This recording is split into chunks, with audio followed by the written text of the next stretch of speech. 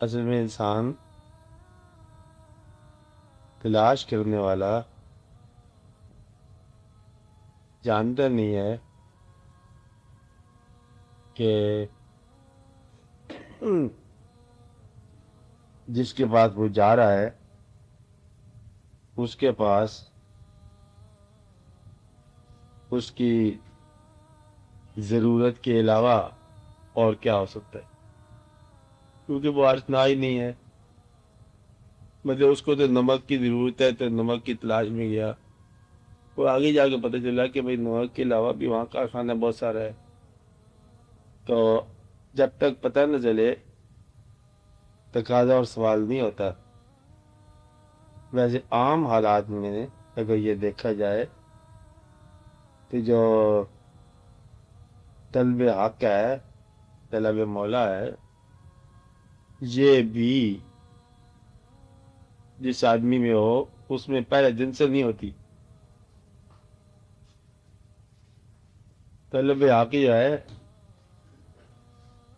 یہ بھی عطا ہوتی ہے۔ اب بات سمجھ رہا بتا، عطا ہوتی ہے، اور یہ عطا غالباً ان لوگوں کو جو طلب دنیا میں گئے بزرگوں کے پاس، ان لوگوں کو ان کے سوال کے دوران یہ بات سمجھا دی جاتی ہے کہ جو تم مانگنے آئے ہو وہ تو ہے ہی صحیح، لیکن یہ چیز ہے مانگنے والی، یعنی کہ دنیاوی سوال والے کو دینی سوال بھی بزرگان دین نے ادا کی۔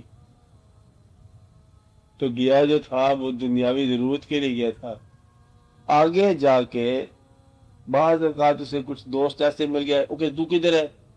میں تو آیا نمک لینے کے لیے، تیرا تو کاروبار نمک کے ساتھ الگ ہوتی، تو کدھر ہے؟ کہتا باہر جائے کہ ادھر ہم چینی لینے آئے ہیں۔ کہتا ہم نمک لینے آئے تو چینی لینے آئے، بات کیا ہے؟ کہتا ہم شام کو بیٹھ کے بات کریں گے۔ اس نے بتایا بات یہ ہے کہ نمک تو اسے دکھانے کے لیے رکھا ہوا ہے بابے نے، اصل تو یہ چینی کا کاروبار کرتا ہے، اسمگلنگ کرتا ہے۔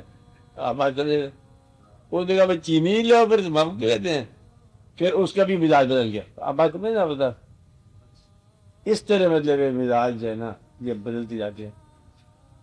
آپ بات سمجھے؟ کیونکہ جب تک، ٹھیک ہے جی، جب تک پتہ نہ ہو کہ اس دینے والے کے پاس دینے کے کیا کیا امکانات ہیں، تب تک سوال کرنے والا سوال کی ضرورت نہیں کر سکتا۔ سوال کرنے والے کو پتہ ہو نا بھی تیرے پاس کیا فیلڈ ہے تو پھر سوال کرے۔ مثلا آپ دودھ والی دکان، ذرا کے بعد دکان لگی، دودھ ہے، کڑھائی ہے، گرم ہے، اسے آپ کہو کہ کپڑا دے دو، تو عجیب سی بات لگتی نا ہوتا، تو دودھ کی کڑھائی لگائی بیٹھے تم اسے کپڑا مانگ رہے ہو، کہتے کپڑے والی دکان نہیں ہے یہ۔ لیکن اس طرح بزرگوں کے پاس جانے والے کبھی کبھی آپس میں زائرین آپس میں بات کرتے ہیں کہ بھئی اس آدمی کے پاس کیا چیز ہے، کہ میں تو نمک کی تلاش میں نکلا ہوں۔ کہتا ہے نمک تو اس کے لیے ہے کہ اصل میں چیز جو ہے نا اس کے پاس ہے بھی چینی والی بات، یہ چینی کا کوٹا لاٹ کر۔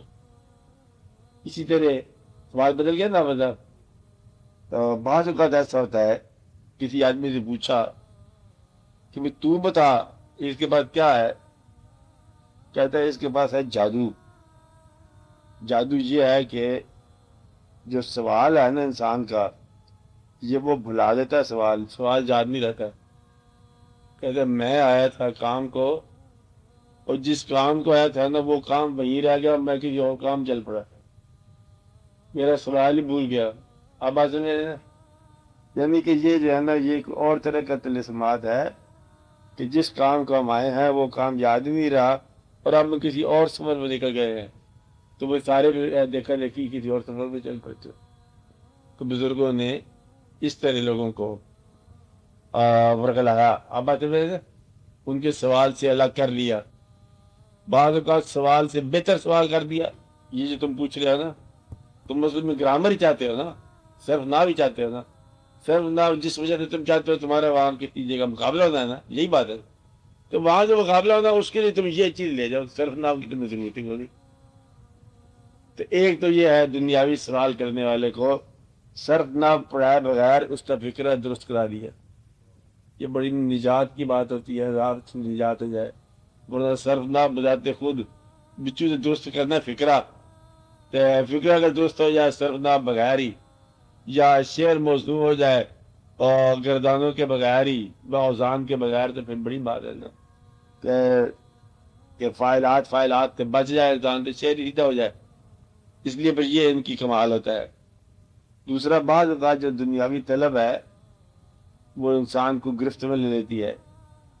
اب یہ جو بزرگ دین ہوتے ہیں یہ لوگ اس گرفت سے بچاتے ہیں اور پھر یہ اس کو کسی نئے سفر کی طرف رجوع کراتے ہیں، شوق پیدا کر دیتے ہیں، تاکہ انسان جو جن کو چمٹ گیا نا دنیاوی خواہش کا، اس کی اوقات سمجھا دیتے ہیں کہ یہ اوقات غلط ہے، اس کا انجام مٹی ہے، اس کا انجام خوفناک ہے، یہ کام تم چھوڑ دو. اور کچھ وہ بیچارہ چھوڑنے پر راضی ہو جاتا ہے، کچھ توجہ سے چھڑا دیتے ہیں. اس لیے یہ کام یہ کرتے ہیں. تو اس لیے عام طور پر رجوع اللہ جو ہے یہ سائل کا سوال نہیں تھا پہلے دن، یہ رجوع اللہ دنیا ہی ہوتا ہے ہر ایک کا، تقریباً ہر ایک کا. چارتے جو نکلتا ہے نا، کم لوگ ہیں جو اللہ کے لیے نکلتے ہیں، ورنہ عام طور پر کسی دنیاوی شوق یا دنیاوی پریشانی میں نکلتا ہے انسان. آگے اللہ والا مل جاتے طلب اللہ والی بن جاتی ہے، اور اللہ والوں کو اگر دنیا والا مل جائے تو اس کی طلب دنیا والی بن جاتی ہے. یہ آگے ظاہر ٹکراؤ کی بات ہے. حفظہ بتاتا جائے اور یہ کیسا بندہ آپ کو ملا. تو ذاتی طور سے سوال جو تھا آپ کا یہ تھا کہ دیکھو میں نے فلاں جگہ جا کے بات کی کہ دیکھو بھائی ہمارے گھر میں بڑی تکلیف ہوتی ہے. انہوں نے کہا یہ تکلیف کا یہ علاج ہے کہ تم 2 رکعت نماز نفل پڑھا کرو. اور نفلوں پہ لگا دیے بیچارے، اور ہر پرابلم کا علاج نفل. وہ تو سیدھے ہی اللہ کو مان گیا. اب نفل ہی نفل رہ گیا، پرابلم ہی کونی ہے. جب پرابلم ہے تو اس آت ہی کونی ہے. کہتا وہ کیا ہوا؟ کہتا وہ گائے جس کی دلی دعا کر رہے تھے، نفل پڑھ رہے تھے، گائے مر گئی. کہتا آپ نفل ہی نفل پڑھ رہے ہیں. گائے شاہ کا پتہ ہے کوئی گائے کیا ہوتی ہے، دودھ کیا ہوتا ہے. کہتا میں چل رہا کاروبار، گائے جانے اور گائے کا مالک جانے، ہمارا کیا تعلق ہے. اب یہ ان کا کام ہوتا ہے بزرگان دین کا. دوسرا ان کے بعد ایک اور ہوتا ہے طلسم، کہ انسان کو ایسے متوجہ کرتے ہیں کہ اس کی توجہ میں خود آ جاتے ہیں. آپ بات سمجھے نا؟ تو اب اس کی توجہ میں اس کے خیال میں خود ہی آ جاتے ہیں. اب کسی کے خیال میں آ جانے سے اس کے خیال میں باقی کی جو پریشانیاں ٹوٹ جاتی ہیں.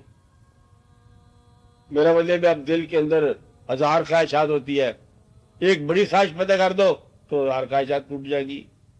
تو دل کو اس طرح بدلے میں یہ سوا کرتے ہیں یہ لوگ کہ اس کو آرزوؤں سے آزاد کرا دیا. ایک بڑی سی آرزو لگا دی ہے. بچہ ہوتا ہے نا، چھوٹا بچہ چھوٹی چھوٹی باتوں پہ رو رہا ہے، اس کو ایک زور سے چپیڑ لگاؤ، رونا بند کر دے گا. زیادہ درد بھی چھوٹے درد کا علاج ہے. آپ بات سمجھ نا؟ زیادہ درد جب چھوٹے درد کا علاج ہے. اس لیے یہ بزرگان دین چھوٹی توجہ کو بڑے توجہ سے بدل دیتے ہیں. مثلا ایک بندہ کسی بری کمپنی میں بیٹھنے والا اچانک کسی بزرگ کے پاس چلا گیا یہ دیکھنے کے لیے کہ یہ کیا فراڈ کرتے ہیں. ہم تو بری ماحول میں رہتے ہیں، کھاتے ہیں پیتے ہیں، رونقیں لگاتے ہیں، کمائیاں کرتے ہیں، تم لوگ کیا. آج استقبال ہو رہا ہے بزرگ کا. بزرگ کہتا ہے ابھی جہاں سے تم آئے ہو وہاں سے تو پھر کوئی آدمی نہیں آ سکتا جہاں سے تم آئے ہو. تو کیا تم نے کمال کر دی. وہاں سے مڑ کے آئے ہو جہاں سے انسان کے واپس آنے کا امکان نہیں ہے، اس محفل کو چھوڑ کر ادھر آئے ہو. چلو آئے تو دیکھنے کے لیے ہو، لیکن یہ بھی دیکھو کہ اگر تم مجھے دیکھو گے تو میں بھی تمہیں دیکھوں گا. تو میں تمہیں دیکھ رہا ہوں، تم تو آگے دیکھو گے، میں تمہارے چلتے وقت سے دیکھ رہا ہوں تمہیں. کہ تم مجھے دیکھنے کے لیے آئے ہو، میں تیرے انتظار میں بیٹھا ہوں. مقصد یہ ہے کہ اب بزرگان دین جو ہے نا یہ پھر عجیب سے اس کو لگاتے. اب اس آدمی کے ذہن میں یہ خیال پیدا ہو گیا کہ یہ تو دیکھتا ہے میں بزرگ، کہ تم تو وہاں سے آئے ہو، وہی سالت سے آئے ہو. انہوں نے کہا یہ تو دیکھتا ہے تو اس طرح کرو، آج کے بچ کے رہنا چاہیے. بزرگ نے ساتھ کہا دیکھو میں تمہیں کوئی اخلاقیات کی بات نہیں سکھاتا، مدد نہیں دکھاتا. ایک کام کیا کرو، رات کھانا میرے پاس کھا لو. انہوں نے کہا چلو وہ کھانا ہی ہے نا، کھا لیا کریں گے. اب وہ ہر روز رات میں کھانا، اور یہ احساس کہ بزرگ دیکھ رہا ہے، وہ تو مر ہی گیا بیچارہ. یعنی کہ اس کے اندر کوئی بات شرارت کی جا نہ گئی کہ کھانا اس کے پاس کھانا ہے اور روز جا جائے اس کے بعد. اور یہ احساس کہ یہ دیکھتا ہے ہمیں، وہ تیسرے دن جناب وہ بزرگ کے پاس جانے والا بھی بزرگ ہی ہو گیا. اب سے بات سمجھ آئی؟ مطلب یہ ہے کہ یہ ہے ان لوگوں کے پاس بات. دوسرا اللہ تعالیٰ نے ایک اور کہانی جو سمجھدار آپ لوگوں کے لیے ہو، کہ اللہ تعالیٰ نے ایک طرف خوشبو بنائی ہے نا. یہ پیچھے بھی میں نے پہلے بات بتائی تھی آپ کو. خوشبو بنائی ہے تو خوشبو کا جو اللہ کی طرف سے احسان ہے زمانے کے اوپر خوشبو، اس کو انجوائے کرنے کے لیے، یہ لطف لینے کے لیے اللہ تعالیٰ نے لوگوں کے پاس یہ قوت عطا کیا ہے کہ وہ خوشبو کا لطف لیں. اگر سب لوگوں کو زکام ہو جاتا تو خوشبو کا لطف ہی نہ آتا. خوشبو کا سامان جو قوت تھا جو بھی ہے، خوشبو کو لطف لینے کے لیے جو آپ کو اس نے ملا ہے وہ بھی اللہ ہی کے پاس. تو گویا کہ جتنی خوشبو ہے اتنی خوشبو کی ضرورت پیدا کر دی. تھوڑی بہت کم بیش، کم سے مراد ہے کہ تھوڑی سی ملین آگے پیچھے، کوئی لفظوں تو فرق، وہاں تھوڑا بہت فرق ہے، کوئی فرق نہیں پڑتا. ایک زمانہ ایسا تھا کہ گلاب ہی گلاب ہوں، اب کوئی ان کو خریدنے والا سونگنے والا نہ ہو. ایک ایسا ہوتا ہے کہ سونگنے والا تلاش کر نہ ہو. لیکن عام طور پر ہم کہتے ہیں کہ گلاب اور خوشبو کا احساس برابر ہے. اب اصل میں تھوڑا تو آگے پیچھے فرق نہیں ہوتا. اسی طرح جہاں اس نے خوبصورت چہرے بنائے اور پھر اس نے کہتا کہ میں خود چہرے، یعنی کہ بغیر لوگوں کے کو چہرے لیک مٹی میں سے نکلی بی بی رانی صورت، ایسی بات ہے نا. انسان کے اندر مطلب وہ اندھیرے میں چہرے لکیرتا ہے. عام طور پر مطلب میاں محمد صاحب کیا کہیں گے کہ اندر سے مطلب ہے کہ بی بی رانی صورت بناتا ہے، اور وہی مطلب لکھتا رہتا ہے خوبصورت صورتیں وہ لکھتا ہے. آپ آتے ہیں آپ چہرے بنایا، آسن تقویم بنایا چہرے. اگر خوبصورت چہرے بنانے کا اس کے پاس اپنے پاس ہی ہے لطف ذوق، تو چہرہ دیکھنے والا کوئی نہ پیدا کرے گا، وہ تو چہرہ بنانے کا عمل رائے گاں ہو جائے. یہ کرے گا کبھی نہیں، وہ اللہ ہے. وہ چہروں کو پسند کرنے والی آنکھیں پیدا کرے گا اور دونوں کو چھوڑ دے گا، پھر وہ دونوں بھاگے دوڑے پھرتے رہیں گے. وہ چہرہ لے کے پھرے گا، وہ آنکھ لے کے پھرے گا، وہ اس کی تلاش میں جائے گا، وہ اس کے سامنے سے گزرے گا. کہتا کبھی بلا کے آ کے دیکھا، کبھی پاس جا کے دیکھا، کبھی اس نے ہمیں دیکھ لیا، کبھی ہم نے دیکھ لیا. کہتے یہ کھیل عجیب ہے. کبھی ایک صورت کے اوپر جو ہے کیا ہے، ہر صورت میں مطلب وہی ملتا ہے اور وہی رس ہے. اور یہ عجیب سی بات ہے. تو گویا کہ یہ اللہ تعالیٰ نے خاص مضمون پیدا کر دیے کہ ہر آدمی کے اندر چہرے کی پسندیدگی کا عمل پیدا کر دیا، اور اسے چہرے پیدا کر دیا. یہ اللہ کا اپنے کام ہے. اللہ تعالیٰ نے دریا پیدا کیے. دریا کیا کوئی طغیانی آ جائے تو دریا ڈبو دیتا شہروں میں. دریا پیدا کر دیے، اور ڈوبنے کے باوجود شہروں کے دریا کے کنارے شہر بسے گے. اور کیونکہ اس کے بغیر شہر رہتے نہیں ہیں، شہر کو دریا ڈبوئے گا اور شہر پھر دریا کے کنارے ہوگا. مطلب ڈیم لے لو، ایک ملک کی کہانی ہے کہ وہاں ڈیم ٹوٹ گیا. کوئی بڑے بڑے ڈیم نہیں ہوتے. اللہ تعالیٰ ڈیم منگلا شنگر سلامت رہے، لاہور سے 18 فٹ اوپر پانی نہیں گزرے گا. میرے سلحان خاص ہو جاتے باہر کہ ایک دفعہ ڈیم ٹوٹ گیا تو وہ ساتھ کی جو ہے گاؤں شام بہ گیا. جب گاؤں والوں کو ہوش آیا ڈیم کے بارے میں، سب سے پہلا کام پہلے کیا کیا؟ سب سے پہلے ڈیم بناؤ. کیوں کہ اس کے بغیر زندہ نہیں ہم رہ سکتے. یہ ہماری موت کا باعث ہو لیکن یہ ہماری زندگی کا باعث ہے. تو انسان کی عجیب کھیل ہے کہ جو چیز موت کا باعث ہو، زندگی کا باعث ہو، وہی کرتا رہتا ہے. تو اللہ تعالیٰ نے انسان کے لیے جو کچھ حسن پیدا کیا نا، اس کے مقابلے کا ضرورت پیدا کرتی. یہ اللہ تعالیٰ کام ہے. اگر آپ یہ دیکھو کہ اللہ تعالیٰ یہ کہتا ہے کہ یہ میرا گھر ہے بیت اللہ شریف، اللہ کہے، اب اللہ کہتا ہے تو ٹھیک ہی کہتا ہے، بولے اس کے اندر ہم نے اللہ کو بیٹھتا ہوا تو نہیں دیکھا نا، پھر حکم ہے اس کا کہ یہ میرا گھر ہے، تو پھر آپ آگے پڑھنے کی ضرورت کو نہیں، ضرور حکم دے گا، اگلا حکم کیا دے گا کہ تم سب لوگ میرے گھر کے ایسے آگے سجدہ کرو، یہ تو حکم ضروری آ گیا، یعنی کہ جب یہ پہلا حکم آ گیا کہ یہ میرا گھر ہے تو سجدہ کرانے والا ادھر رجوع کرائے گا، اور پھر یہ بھی کہے گا کہ یہ مرکز ہے، ضرور کرنا چاہیے اس کو، کیونکہ وہ اس کو گھر یہ بنایا آگے اللہ تعالیٰ نے کہا بیت اللہ لفظ کہا، پھر رجوع الی بیت اللہ بھی ہوگا، ادھر ہی منہ کا ہوگا، اور پھر سارے کے سارے جو ہے نا کچھ وہاں مرکزیت خانہ کعبہ کی ہوگی نا، اللہ یہ کہے گا، اللہ کا یہ کہے کہ یہ میرے محبوب صلی اللہ علیہ وسلم جو ہے آپ کے، یہ اس سے ہمیں محبت ہے، ہم اس کو درود بھیجتے رہتے ہیں، تو اللہ ضرور کہے گا کہ جس نے آواز اونچی کی اس کے اعمال ضائع ہوں گے، کچھ تو کرنا ہی چاہیے اس کو، یہی کہے گا، میرا مطلب ہے بھائی ہم اپنی شان میں گستاخی برداشت کر سکتے ہیں، محبوب کی شان میں نہیں برداشت ہوگی، یہی ہے بات، تو یہ مطلب ویسے ہی ہوگا، جو کچھ اللہ تعالیٰ نے انسان کی ضرورت میں رکھا اس کی ضرورت کا علاج اللہ تعالیٰ نے خود مہیا فرمایا۔ اب بات سمجھ رہے ہیں؟